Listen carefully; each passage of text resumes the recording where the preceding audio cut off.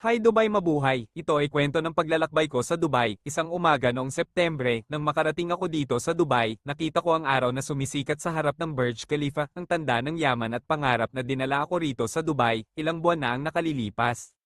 Noong una, akala ko madali lang ang lahat, pero noong unang linggo ko pa lang sa dito sobrang hirap pala humanap ng trabaho, natutunan ko agad ang kahulugan ng pagsisikap. Mula alas 5 ng umaga hanggang alas 7 ng gabi, naglalakad ako sa buong araw, para maghanap ng mapapasukan kasama ang aking pamangkin. Ang paa ko ay nangangasem, ang lalamunan ko ay uhaw, ngunit hindi ako maaaring huminto, kasi sa bawat pasa namin ng CV, inaasahan na, Hi Dubai mabuhay! Ito ay kwento ng paglalakbay ko sa Dubai. Isang umaga noong Septembre, nang makarating ako dito sa Dubai, nakita ko ang araw na sumisikat sa harap ng Burj Khalifa, ang tanda ng yaman at pangarap na dinala ako rito sa Dubai, ilang buwan na ang nakalilipas.